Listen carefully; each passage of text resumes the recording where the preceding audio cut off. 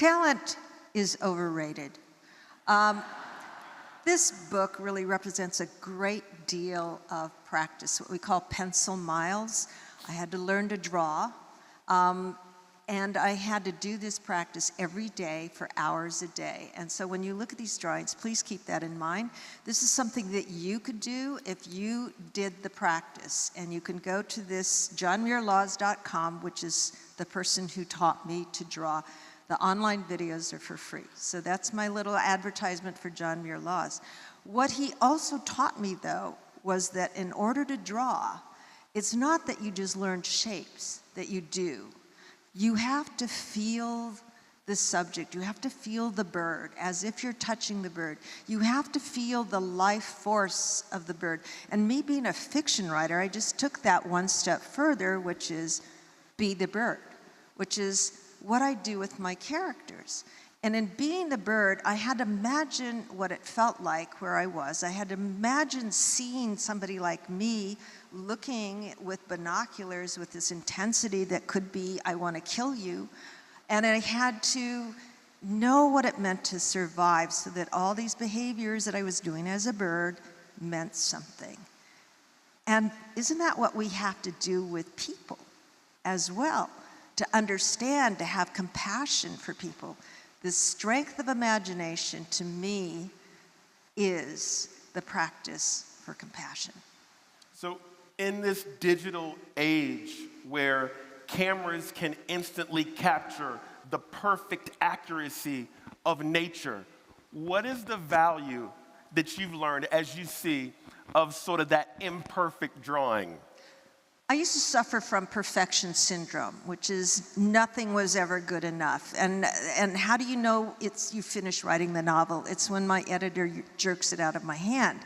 I have a lot of insecurity about my writing, but what overtakes it is necessity and meaning, and that's what drives that forward, as well as what I'm doing. Now, the sketches are simply spontaneous. So I didn't have to work at the words like I do when I'm drawing. And by the way, I do revise about 100 times when I write a novel. So again, it doesn't come out naturally.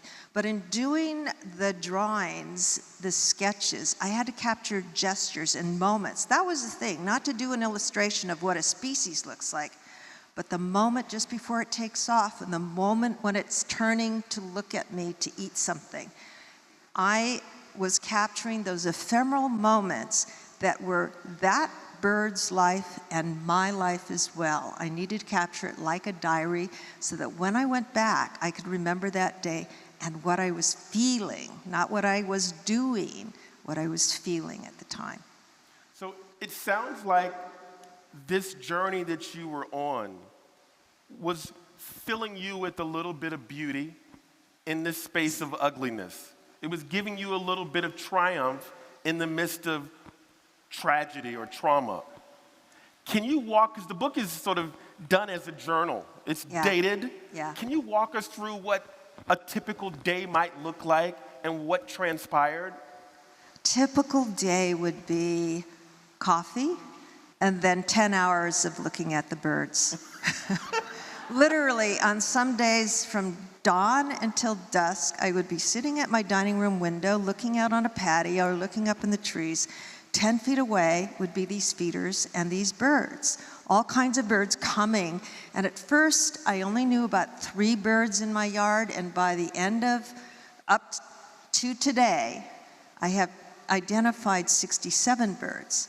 Now, it's not so much the quantity of birds or the quantity of species, it's what each individual bird brought to me. And one thing that I learned over the years, not just with birds, but with the death of friends and my mother and things, is this concept that I also found with the birds, and that is that love, peace, and joy are the same thing. And you need all 3. You need to have peace, you need to have joy and love at the same time. And that's what I felt when I was with the birds. And I would just look at these birds. And one of the things that John Muir Laws talks about is that paying attention is love. It's that paying attention becomes love because you are noticing things that you have been part of you and you didn't recognize. And then you pay more attention, you see more about it, why it's so special. It is also the act of curiosity, of intentional curiosity. So it's never enough to just look at something and think that you've seen it all. You have to keep asking the questions. And that sense of curiosity to me leads to the wonderment that is also love.